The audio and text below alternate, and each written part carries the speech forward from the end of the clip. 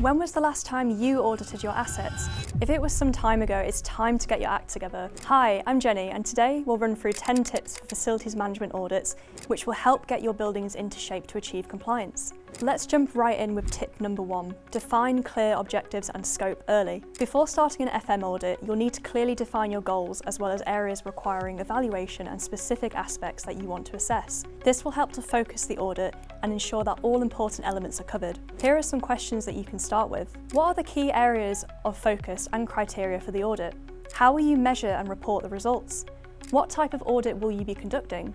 How long will the audit take? And who will be responsible for the audit? Step number 2, use an audit scoring system. At the start of the audit process, it can be useful to agree on a simple scoring system. For example, you may want to group your findings by low, medium and high to provide a clear assessment of each area. Be sure to define the assessment criteria so that others reading the report can understand why you gave that asset a particular score. Using an audit scoring system will not only give you greater visibility of areas for improvement, but it will also allow you to analyse trends over time. Step number 3 is to use a checklist.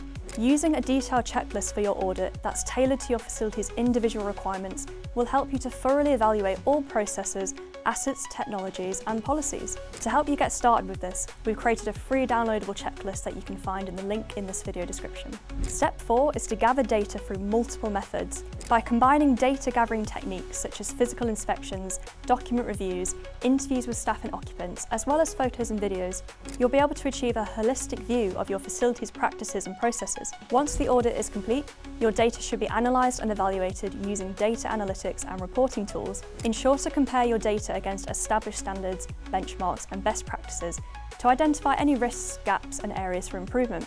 Step 5 is to categorise findings based on urgency and impact. By doing this, you'll be able to form a prioritised corrective action plan with clear timelines, responsibilities and performance indicators.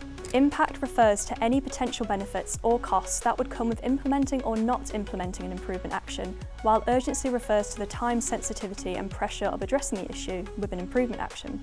You may want to use a simple low to high scoring matrix to demonstrate the impact and urgency of each issue. You may also wish to score each action from low to high in terms of both feasibility, which refers to the likelihood of successful improvement of each issue, as well as the resources available to implement the improvement action. Let's move on to step 6, which is to collaborate with stakeholders. When developing your corrective action plan, engage with relevant stakeholders to leverage their insights and expertise to ensure that you're able to properly rectify issues and prevent reoccurrence. Your corrective action plan should set out specific measures to resolve current issues, implement preventative strategies, and bolster overall compliance.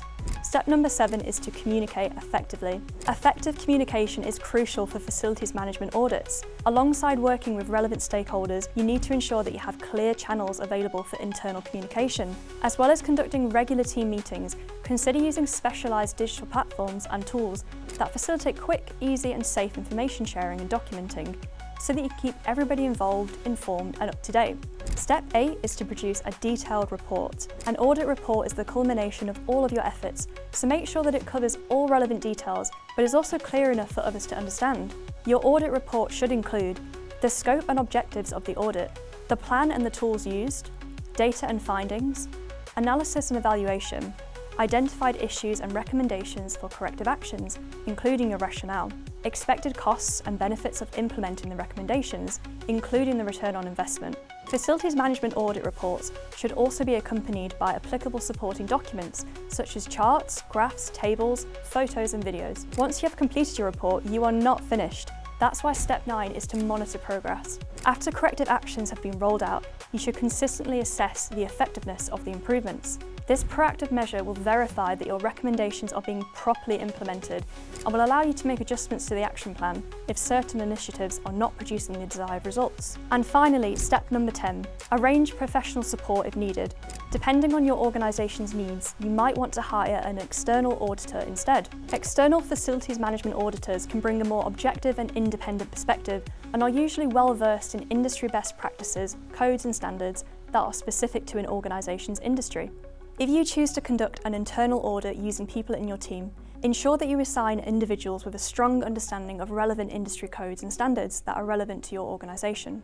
FM audits are essential in identifying and mitigating risks in your buildings. If you want more detail on FM audits, download the SF220 Complete Guide to FM Audits using the link in the video description. Did you enjoy this video?